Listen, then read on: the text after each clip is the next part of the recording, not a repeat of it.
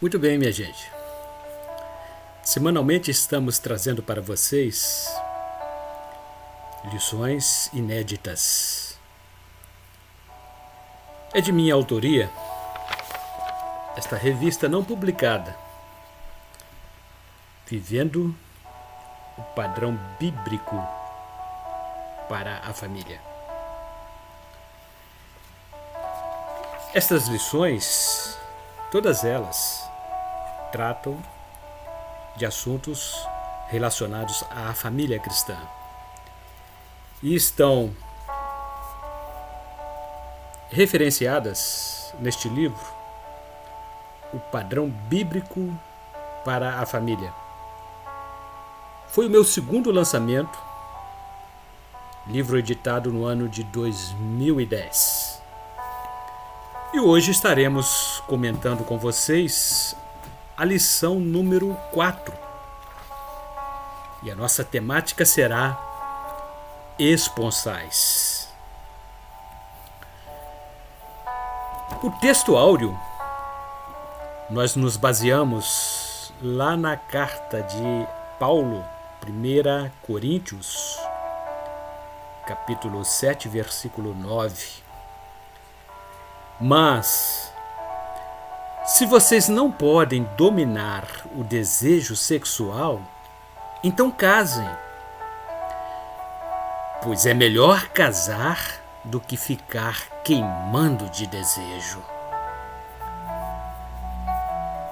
A cidade de Corinto, na época de Paulo, era famosa por suas práticas de imoralidade sexual. Provavelmente, Paulo pensava na situação espiritual dos cristãos, pois essa questão ele já havia comentado anteriormente. Fujam da imoralidade sexual. Qualquer outro pecado que alguém comete não afeta o corpo. Mas a pessoa que comete imoralidade sexual peca contra o próprio corpo. Será que vocês não sabem que o corpo de vocês é o templo do Espírito Santo que vive em vocês e lhes foi dado por Deus? Vocês não pertencem a vocês mesmos, mas a Deus. 1 Coríntios, capítulo 6, versículos 18 e 19. Considerando a solução apresentada por Paulo para o problema, pois é melhor casar do que ficar queimando de desejo,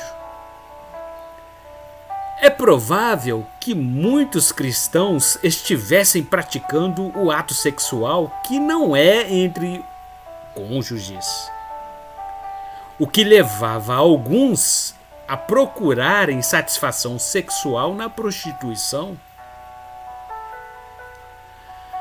A saída de Paulo para a situação da imoralidade e prostituição, como práticas entre alguns crentes da igreja em Corinto, era que o casal deveria manter-se unido através do matrimônio e que mantivesse uma vida sexual ativa.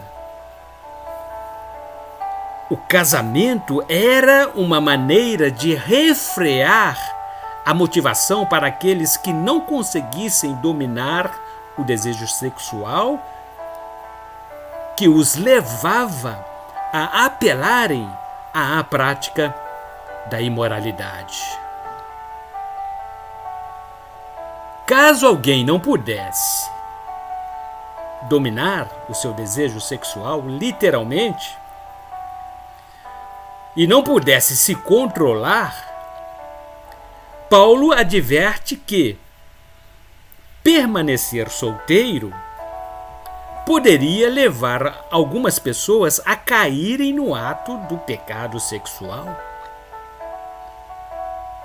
Por outro lado, a abstinência sexual entre marido e mulher também poderia levar um dos cônjuges a cair em pecado, conforme ele escreveu nos versículos 2 e 3.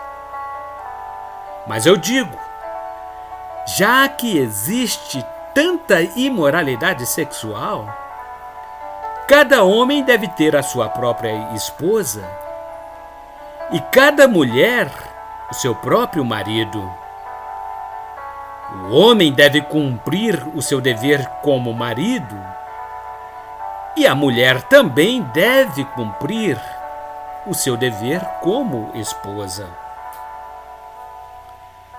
Portanto, a melhor solução seria que se casassem e permanecessem unidos através da conjunção carnal. Corinto passava por uma situação socioeconômica muito difícil. E Paulo fala dos benefícios de permanecer solteiro durante a crise vivida pela população. Por causa dos tempos difíceis em que vivemos, eu penso que é melhor para o homem ficar como está. 1 Coríntios, capítulo 7, versículo 26. Todavia, o casamento era uma opção melhor para aqueles a quem Deus não concedeu dons especiais. Realmente, escreveu Paulo, eu gostaria que todos fossem como eu. Porém, cada um tem o dom que Deus lhe deu. Um tem este dom e outro aquele.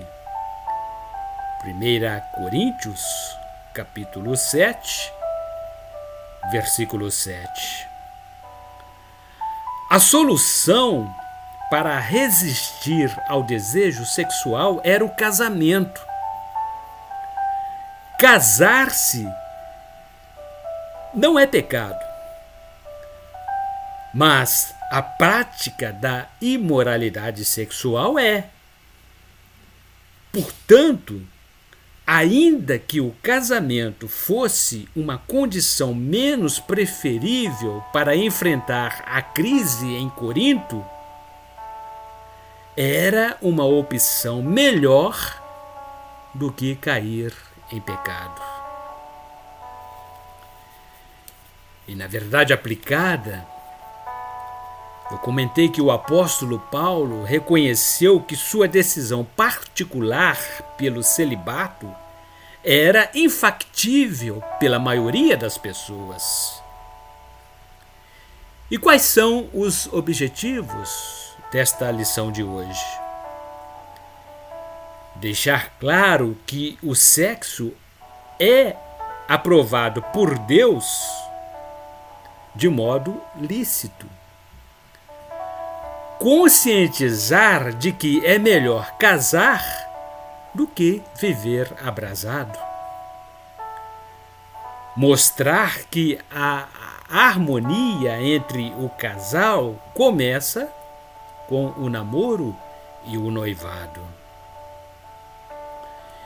E como textos de referências, nós abordamos o capítulo 7 da Epístola do Apóstolo Paulo, 1 Coríntios, versículos 1, 2, 7, 8 e 9.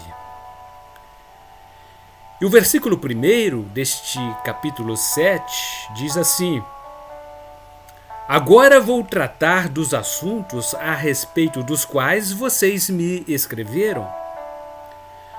Vocês dizem que o homem faz bem em não se casar. Nesta epístola, Paulo dá início à sua carta aos irmãos em Corinto, respondendo às perguntas que lhe foram enviadas acerca de alguns assuntos. Havia duas correntes de pensamentos extremistas na igreja de Corinto. Ambas procuravam explicar a natureza física e a espiritual, que não se misturavam. Estas ideias pregavam que as ações de uma não afetaria as da outra. Os partidários do hedonismo acreditavam na dedicação ao prazer como estilo de vida e alegavam que o pecado somente envolvia a natureza física. Em vista disso, as pessoas podiam praticar pecados sexuais no corpo, pois não haveria nenhuma consequência danosa para a natureza espiritual do ser humano. O que fez Paulo ao escrever este capítulo? Ele corrigiu o mal-entendido entre os membros da igreja. Os adeptos da segunda corrente de pensamentos extremistas que frequentavam a igreja de Corinto defendiam a ideia de que as ações espirituais eram boas, mas as físicas não. Eram más. Eles acreditavam que o homem espiritual teria de conter todo o desejo da natureza física humana. Esse grupo dizia que o estilo de vida celibatária era o mais correto. O apóstolo Paulo corrigiu esse equívoco entre os membros da igreja em Corinto. Ele explicou que a prática da relação sexual dentro do casamento era uma coisa muito boa. Todavia, por decisão própria, ele resolveu optar pelo celibato. E no versículo 2 do capítulo 7, Paulo escreveu assim: Mas eu digo, já que existe tanta imoralidade sexual, cada homem deve ter a sua própria esposa e cada mulher o seu próprio marido. Paulo relembrou aos cristãos que os habitantes da cidade de Corinto eram habituais praticantes da prostituição desenfreada. Por isso, ele incentivou os solteiros que demonstravam maior desejo ou decisão à prática dos atos sexuais e que poderiam ser tentados a cometerem o pecado sexual, a se casarem. Cada homem deve ter a sua própria esposa e cada mulher o seu próprio marido. Pois é melhor desenvolver um relacionamento permanente com a esposa ou com o marido do que cair na prática do pecado sexual. No versículo 7 deste texto de referência, Paulo continua dizendo: Realmente, eu gostaria que todos fossem como eu. Porém, cada um tem o dom que Deus lhe deu. Um tem este dom e outro aquele. Neste texto do versículo 7, Paulo afirmou que gostaria que os solteiros permanecessem como ele. Porém, ele reconheceu que Cada um tem o dom que Deus lhe deu com propósitos definidos e com habilidades diferentes para cada pessoa. E nos versículos 8 e 9, Paulo diz assim: aos solteiros e às viúvas eu digo que seria melhor para eles ficarem sem casar, como eu. Mas, se vocês não podem dominar o desejo sexual, então casem, pois é melhor casar do que ficar queimando em desejo. Para os que foram casados e ficaram viúvos, Paulo sugeriu-lhes que o ideal seria permanecer como ele, sem tocar em mulher,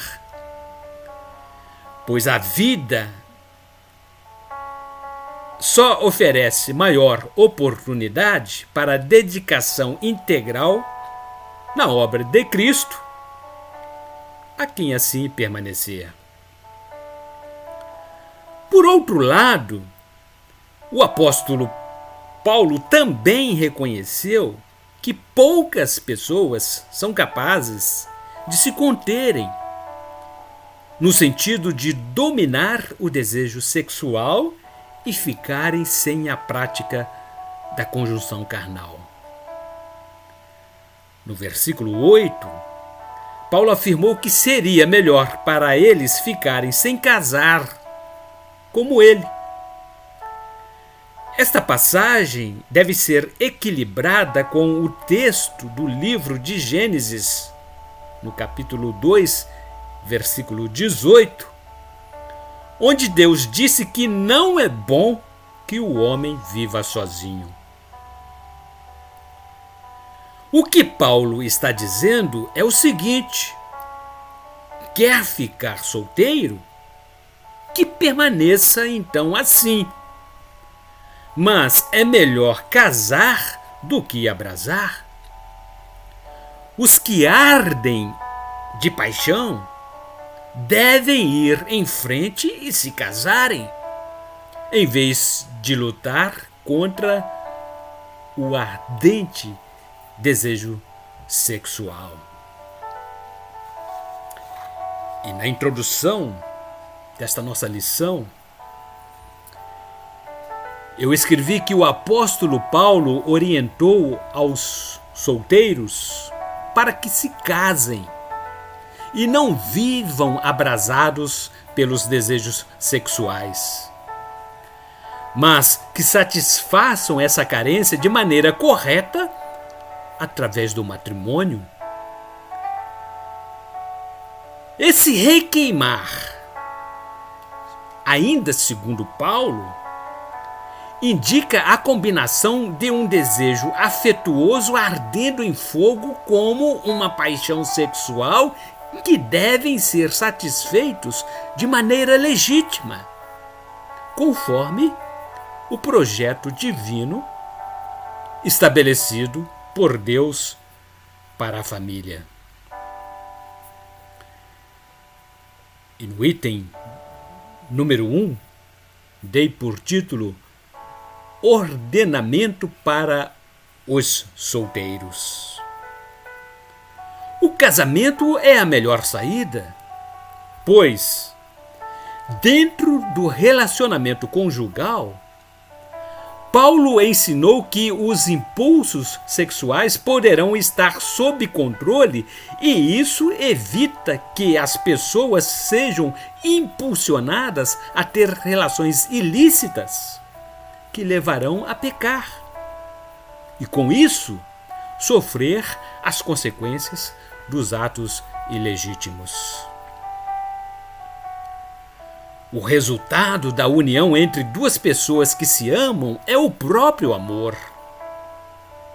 Nenhuma quantidade de água pode apagar o amor e nenhum rio pode afogá-lo. Se alguém quisesse comprar o amor e por ele oferecesse as suas riquezas, receberia somente o desprezo.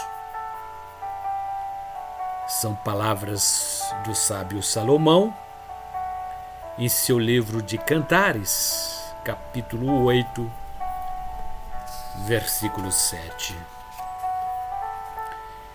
E no tópico 1.1, o título é O Noivado e o Direito Civil. No direito civil brasileiro, entende-se por esponsais o contrato verbal de promessa de casamento entre solteiros.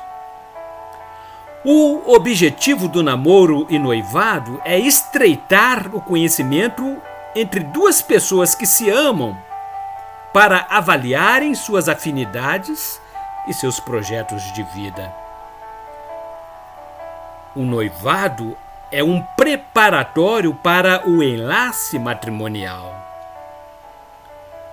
Todavia, não existe força jurídica nas promessas esponsalícias.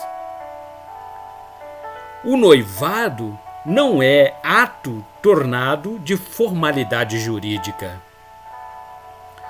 Não é habitual promessas esponsalícias serem dispostas convencionalmente. Isso torna delicada a possibilidade de levar o noivado ao registro público. Todavia, o compromisso assumido com a outra parte, ainda que seja verbal, não afasta a possibilidade do direito reconhecê-lo como promessa que produza direitos e deveres para as partes. Os tribunais são provocados a julgarem os efeitos do rompimento da relação amorosa no que diz respeito à razoabilidade de verbas compensatórias decorrente de tais atos. E no tópico 1.2, o título é Casamento não é brincadeira. A família é a célula máter da sociedade e deverá ter toda a atenção do Estado. O casamento é a união entre duas pessoas que se ligam através de relações pessoais e patrimoniais, resultado de uma união estável. A união familiar também é reconhecida pela lei humana como base da sociedade. E no tópico 1.3, dei por título o Código Civil e o Casamento. Pelo Código Civil brasileiro, o casamento tem por finalidade o estabelecimento da união do casal, regulamentando suas relações sexuais, educação dos filhos e mútua prestação de assistência, tendo por base a igualdade de direitos e deveres. E no tópico número 2, o título é A Bíblia incentiva o casamento. É do desejo de Deus que a família se multiplique e não desapareça, pois ela é parte integrante da igreja. Deus precisa da igreja para alavancar as suas obras. O profeta Jeremias, no capítulo 29, verso 6, diz: Casem e tenham filhos, e que os filhos casem e também tenham filhos. Vocês devem aumentar em número e não diminuir. Ninguém é obrigado a se casar. Mas os que fizerem opção por isso terão a bênção de Deus, conforme escreveu Paulo em sua carta 1 Coríntios, capítulo 7, versículos 1 a 5 e versículo 8. Conforme já vimos em nossos textos de referência desta lição, Deus instituiu o casamento pensando no contentamento do ser humano. E no tópico 2.1, demos por título: Amor não é atração física. A promessa recíproca de casamento não deve ter por base a atração física, pois o amor verdadeiro não se resume em sexo apenas. A intimidade física antes do casamento levará os jovens a tomarem atitudes erradas. Respeitar o sinal vermelho e não avançá-lo antes da hora contribuirá para o sucesso do casamento. E no tópico 2.2, demos por título: Amor não é paixão. O jovem apaixonado fica com a visão turva e todos os seus olhares direcionam apenas para a pessoa amada. Esquece os amigos, os familiares e até de si mesmo. Todos são colocados à parte, pois só uma pessoa lhe interessa. O amor é diferente. Não discrimina outras pessoas, mas acrescenta alguém de muita importância ao seu relacionamento.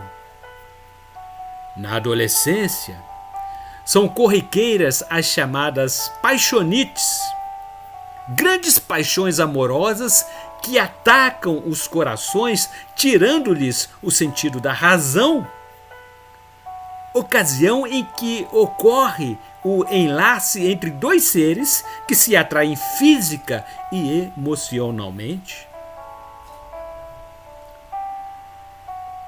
Como entender o significado de paixão e de amor? Qual é a diferença? Paixão é um sentimento ou emoção levada a um alto grau de intensidade, sobrepondo-se à lucidez e à razão. Já o amor é o sentimento que predispõe alguém a desejar o bem de outrem, sem contudo desprezar o bom senso. E no tópico 2.3, demos por título: O amor é sólido como a penha. Deus inspirou a Salomão no livro de Cantares para expressar a força do amor. Não há no mundo ninguém que substitua a pessoa amada. Tal é a sua beleza. A bênção de Deus estará sobre os que se amam verdadeiramente. O amor traz dupla graça divina. Coisa valiosa é unir-se a uma mulher, pois isso faz alcançar a benevolência do Senhor. Quem acha uma esposa encontra a felicidade. Recebeu uma bênção de Deus, o Senhor. Provérbios de Salomão, capítulo 18, versículo 22. E no item 3, o título é O Cristão e o Casamento. Todos são livres para escolher com quem casar. A Bíblia Sagrada não oferece nenhuma dificuldade ao casamento e nem se opõe a esse relacionamento. Todavia, deixa conselhos aos solteiros, principalmente os cristãos, conforme já vimos em nossos textos de referências na carta de Paulo I a Coríntios, capítulo 7, versículos 1 e 2. O casamento é uma decisão importantíssima tomada por duas pessoas que se amam e com ânimo de viverem juntas por toda a vida. É a união de corpo, alma e espírito à outra pessoa. Tal aliança exclui qualquer envoltura de sentimentos ilícitos com terceiros, como diz a Bíblia, no livro de Êxodo, capítulo 20, versículo 14. Não cometa adultério. O casamento é a comunhão íntima com a pessoa do sexo oposto. É por isso que o homem deixa o seu pai e a sua mãe para se unir com a sua mulher e os dois se tornam uma só pessoa. Livro de Gênesis, capítulo 2, versículo 24. A união conjugal exige deixar pais e unir-se a seu cônjuge, como resultado de uma nova e entranhável ligação que deve durar para sempre. Portanto, que ninguém separe o que Deus uniu. Evangelho de Marcos, capítulo 10, versículo 9. E no tópico 3.1, demos por título Conselhos para os solteiros. Paulo sentia-se totalmente livre para fazer a obra de Deus pelo fato de não ter tido compromisso com mulher. Permanecer solteiro foi a sua vontade particular, mas ele compreendia muito bem que o homem não suportaria viver só e o seu caso era uma exceção e não regra bíblica. O celibato era um dom exercido voluntariamente por ele, conforme já vimos anteriormente na sua carta 1 a Coríntios, capítulo 7, versículo 8. Do contrário, a única saída para evitar o pecado é o casamento, pois há razões diferentes que tornam alguns homens incapazes para o casamento. Uns porque nasceram assim, outros porque foram castrados, e outros ainda não casam por causa do reino do céu. Quem puder, que aceite este ensinamento. Evangelho de Mateus, capítulo 19, versículo 12. Poucos estão aptos para abraçar este estilo de vida e, por isso, devem se casar. E o item 3.2 tem por título O casamento é melhor. Para o apóstolo Paulo, permanecer solteiro era a sua opção de vida, pois possuía o dom do celibato. No entanto, ele era sensível para compreender e orientar aos jovens que não conseguirem ter domínio sobre os seus desejos sexuais para que se casem, pois o casamento é bem melhor do que viver sedento de desejos. É melhor casar do que excitar-se. É normal que muitos não possam ter o estilo de vida que Paulo levou, por não ter autocontrole sobre suas paixões e desejos. Quando encontrar dificuldades para não viver abrasado e não controlar suas ardentes paixões, nesse caso, aconselha Paulo, é melhor se casar. E no tópico 3.3, demos por título Quando casar é a escolha certa. A palavra de Deus é o nosso manual de vida, inspirado pelo Espírito Santo e referendada pelos santos homens de Deus.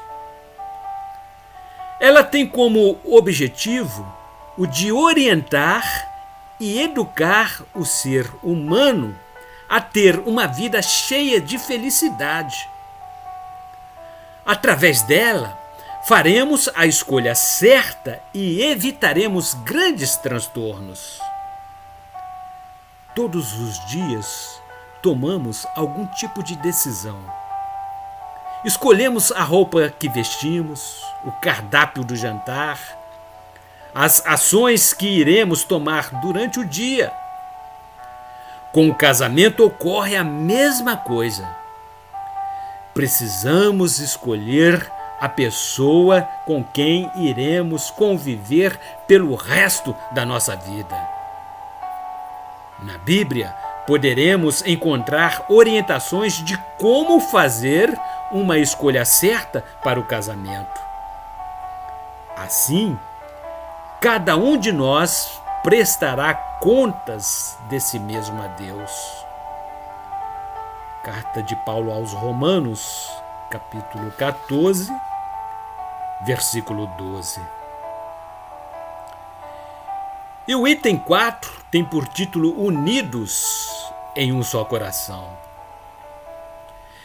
Deus reconhece todo casamento, desde que seja legítimo.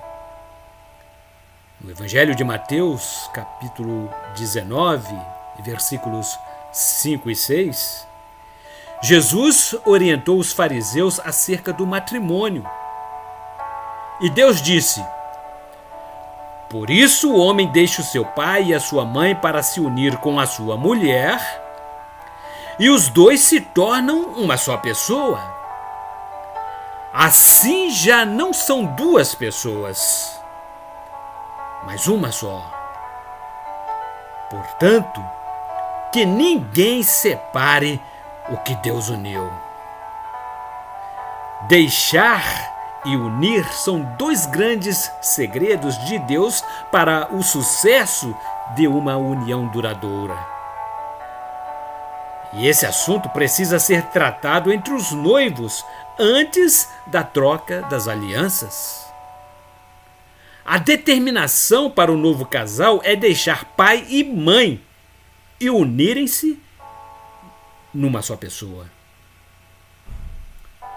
Geralmente, o rapaz ou a moça se casam e não deixam seus genitores, pois permanecem ligados ao cordão umbilical. Muitos pais interferem na vida dos filhos porque eles mantêm o controle emocional, geográfico e financeiro. É preciso ter cuidado com isso, pois muitos casais se separam logo no início do casamento porque não crescem e não ganham experiências com as lutas da vida. E o subitem 4.1 demos por título Deixar não é abandonar. Deixar não significa abandono, mas sair de debaixo das sombras dos pais e armar a sua tenda longe do arraial familiar e experimentar ventos fortes, chuvas abundantes e trovoadas que a vida traz. Somente dessa forma o novo lar poderá criar raízes profundas que o sustentará durante as intempéries que fatalmente virão.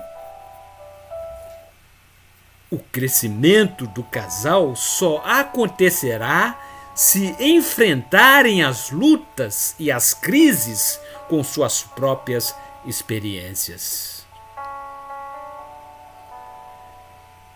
E no tópico 4.2, demos por título Deixar é unir-se a um novo ser.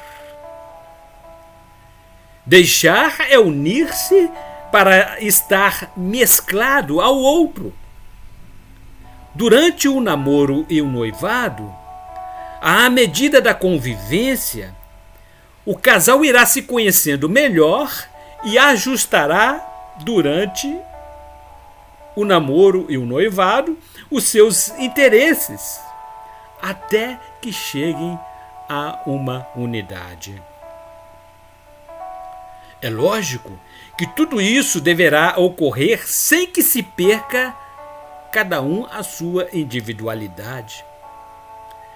Será necessário que ambos aprendam a respeitar-se mutuamente e saibam valorizar a individualidade um do outro, a fim de dar continuidade ao casamento. E no subitem 4.3, demos por título Deixar não é apartar-se da mulher.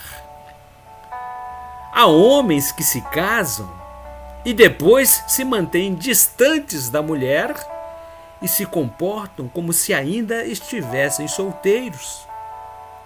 Alguns vão a eventos com os amigos, nos finais de semana praticam esportes, possuem seus momentos de lazer para passeios e realizam prodígios quando estão sozinhos. A mulher permanece esquecida em casa e não participa de quase nada. Trata-se de uma individualidade desmedida, pois, uma vez casados, acabou o eu, acabou o meu. Deixar não é apartar-se da mulher, mas dizer nós, nosso, tornando bilaterais os desejos e os sonhos. Coisas boas e ruins deverão juntar-se nesse compromisso. A mais importante decisão no casamento é deixar os pais. Trata-se de um ato expressivo, pois a Bíblia o relaciona em primeiro plano. Muitos casais não são felizes por não deixarem pai e mãe e logo se separam. O deixar pode ser analisado sob o aspecto físico. Quem casa, quer casa, pois é algo importante para a mulher. Outro aspecto é o financeiro. O casal precisa ter independência financeira, ainda que viva em condições mais humildes do que os pais. O deixar seguinte é o emocional. Isso não significa que os pais já morreram, mas que a nova família precisa ter prioridade entre eles. E assim estamos finalizando esta quarta lição de hoje. Comentamos sobre os esponsais, que envolve o namoro e o noivado antes do casamento. E qual é a conclusão de tudo isso? Orientar os jovens casais que elaboram promessas recíprocas de noivados e casamento é uma das mais importantes tarefas da igreja. A igreja desempenha um importante serviço para a comunidade, muito mais do que um clube social. Por tratar-se de um organismo vivo que compõe o corpo de Cristo, ela tem o dever de apontar o caminho certo para que famílias não continuem sendo geradas já doentes desde a concepção.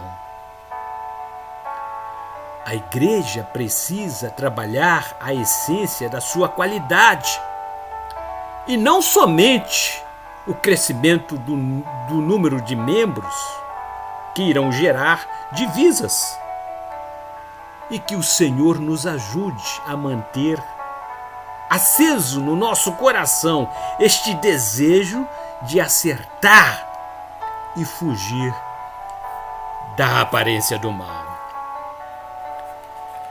Na próxima semana, estaremos trazendo mais uma lição inédita para vocês.